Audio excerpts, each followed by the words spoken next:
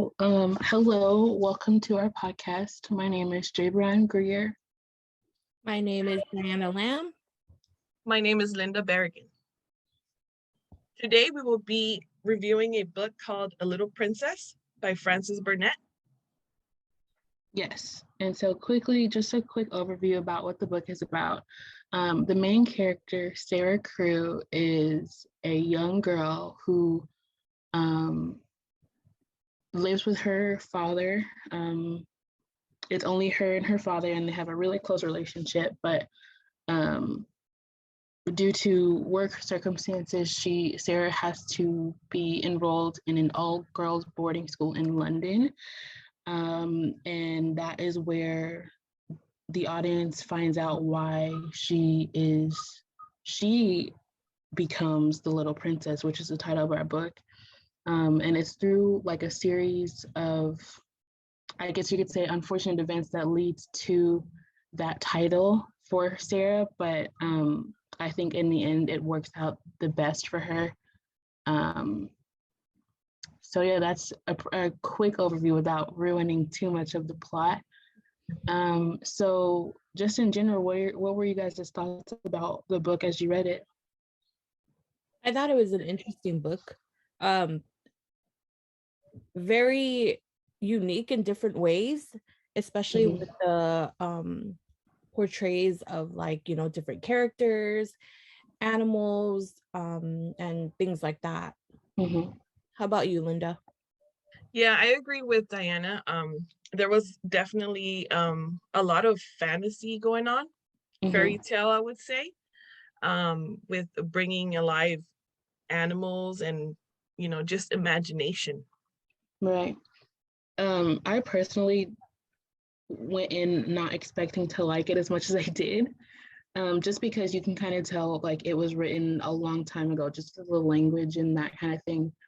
But like you guys were saying, it was really, it had a lot of imagination. And I think that is what helped kind of bring you into the story, but not make it feel like you were reading, if that makes sense.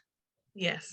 Yeah, most definitely. Yeah, like I totally agree with you, Jay Brian. I think it's a lot of imagination, a lot of like vivid imaginations. Right. So.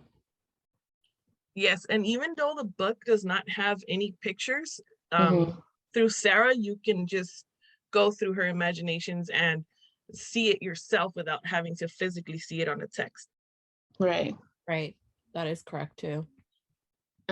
So like, since we're talking about Sarah, how do you guys, like, we know that there are a few different models of childhood, but as you were reading, what were your thoughts about how Sarah embodies the different models of childhood? So for myself, I would say maybe in my personal opinion, in my eyes as a sacred child, I'm not too sure about, the different childhood you guys would speak on, but I know that in chapter 1, there was a lot of, her with her father. And I think, as a sacred child, you embody several features that are like a precious and like fragile aesthetic object to admire. What do you guys think about that? I see how she is a sacred child, even in past chapter 1 when she's already enrolled in the school. Just kind of the way Miss Minchin went about, before we find out that Miss Minchin is not really Sarah's favorite person. As like Miss Minchin kind of dotes on her, making sure that Sarah gets what she wants. The way that Sarah is described in the book, that Sarah has her very own room and playroom, which is something that a lot of the girls don't have. That kind of thing. And I'm trying to think of anything else. But I know for me, I saw it as one of the big things was that she was so rich, like her father had so much money. Right. And Crew. But I definitely see how she was a sacred child. What about you, Linda? Yes, I think that she maintains that role throughout the whole book. That is a very consistent model that she just keeps, showing in each chapter. But I would Mm-hmm. say that I found that there was like a shift in chapters 6 through 10 because she begins to model different childhoods. I would say she goes into being a miniature adult, working Mm-hmm. child, and then radically other. Mm-hmm. What do you guys think? Um, I don't know. For me, I don't know about the other two, but I definitely saw miniature adult just with like, um, everything that happened with her dad, and then finding out that she had to become, I think it's called a scullery maid with Becky, and how she was forced to kind of take on the responsibility that a lot of the other girls didn't have to do. And you know what? It's interesting now that I think about it, but it also revolved around money. Like for the first model, she kind of embodies being sacred child. That had to do with money and the fact that she had so much of it. But then when she became, how I saw it, when she became a miniature adult, it also dealt with money, but now it was because she didn't have any at all. Yeah, she's having to fend for herself now. Right. Yeah. Now, what do you guys think about Go that? ahead. I mean, do you think that even in the beginning when she had all this money, do you think that she should have just kind of, I don't know, in a way, kind of not intake like the money and kind of like looked around in the whole, like, her surroundings? I don't know if that makes sense, because I know, No, I understand. Like, yeah, downplay it. yeah, exactly, because throughout the chapters we do see a downgrade and a shift in what her life is now. So do you guys think it's like, should she have just been aware of more of her surroundings in the beginning with all this like richness that she had? I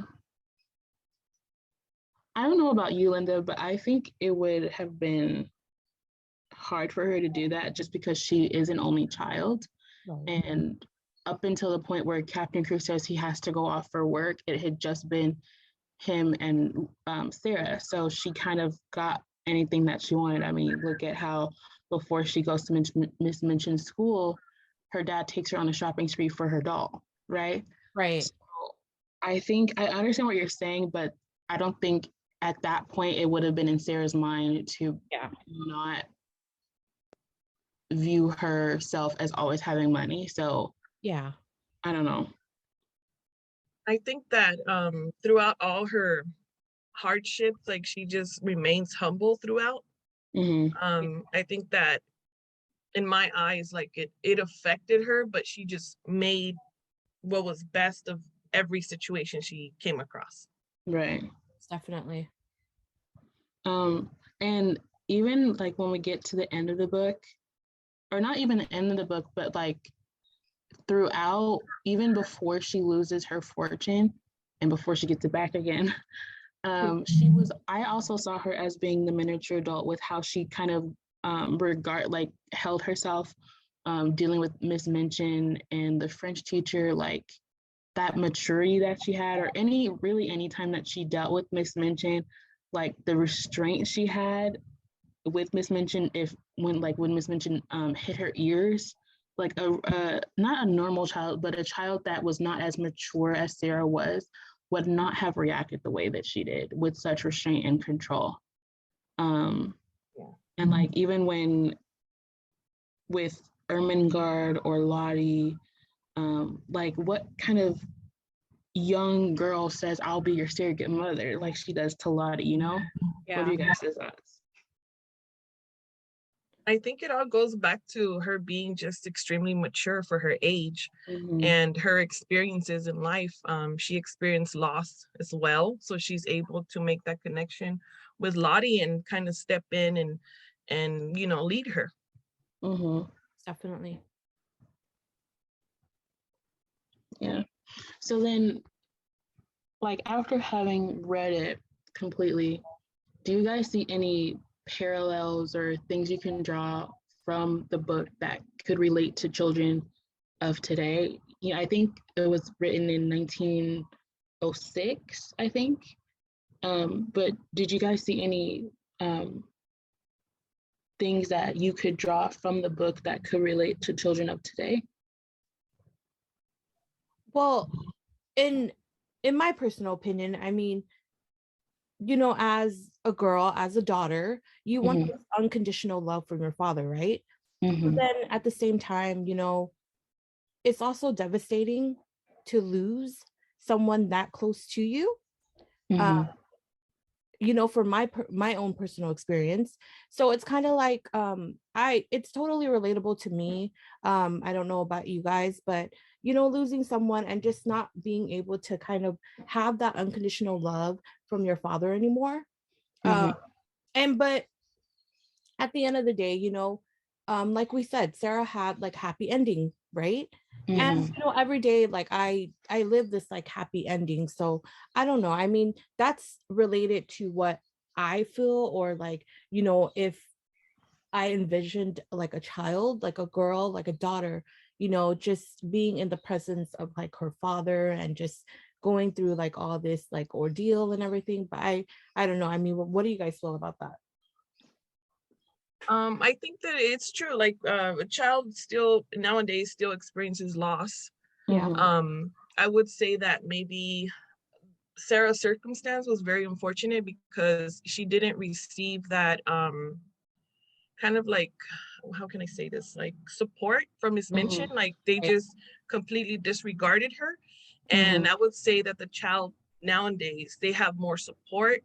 Yeah. um you know, they get all the help that they can possibly need to deal with loss. And yeah, so that's pretty much my input. Yeah. Personally, I have a different perspective. Yes, like you all were saying, you know, it's relevant because like children these days deal with loss, but you know, they still kind of yearn for that connection, that support from someone, you know, dear to them.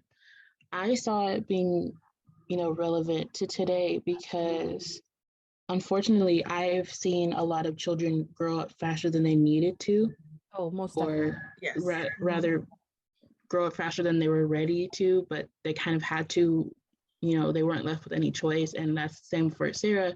Like she was kind of forced to be the miniature adult when she was, I think, 11 or 12.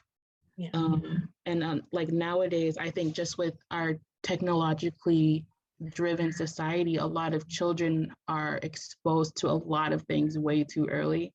And that kind of in turn makes them grow up and have like these, um, you know, grown up ideas of the world or grown up questions about the world when really they could use some of Sarah's, you know, creative, you know, free spirited mind to make up her, what was it called, her stories or her pretends, I think. Yeah. Um, so I think in that way it relates that a lot of children like Sarah were forced to become the miniature adult before they were ready to. Yes, I agree. And then that's why I had mentioned the working child. I don't know how much it fits into it, but I just thought about it like she has to work, because if not, then she would be out in the street. Like she has to Mm-hmm. do the French lessons, and she has to do the errands and Mm-hmm. looking after the little ones. Because if she, like, in this scenario, you would kind of say like she's lucky in a way, but not really so lucky, because she has to be, you know, like living in a space where it's not fit for a child. Right. But she knows in her mind that she must continue her studies and that she has to work hard so that she can earn what she has or what she's able to have at the moment. Yeah, of course. Right. Um, but I think ultimately why this book is could be really useful for the kids of today is that it teaches them a lesson of like just be kind Yeah. in everything that Sarah went through. She was always so kind. And I think at the beginning in chapter 1 or 2, right before she's enrolled in the school, Miss Minchin talks about how peculiar of a child she is, right? Yeah. Yes. And I think that is the truest sentiment of Sarah because when after Miss Minchin decides that she does not like Sarah, and then from the bullying with Lavinia and, you know, being compassionate with Lottie and Ermengarde and Becky, and even the baker girl that she saw outside of the bakery that one day when she was running errands.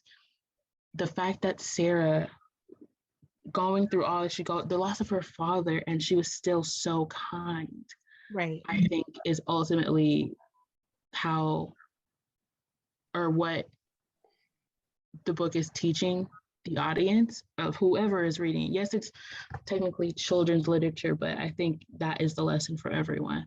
Yes, I agree.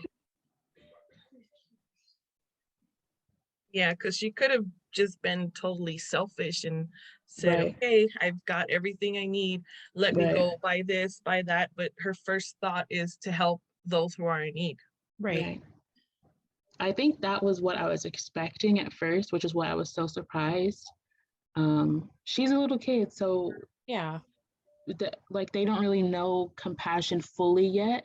They think about how everything affects them, which is understandable because they're so young and still have so much to learn. But I think it is true that Sarah was peculiar in that way because she didn't really think like that. She always thought of others first. Yes, she did. Definitely. All right, so do you guys have any last comments about Our Little Princess? I think it was a great book. I would highly recommend it, to my own child, to a classroom. It, like you said, Jay Brian, it does definitely give you a different outlook, and it just teaches you many things, Right.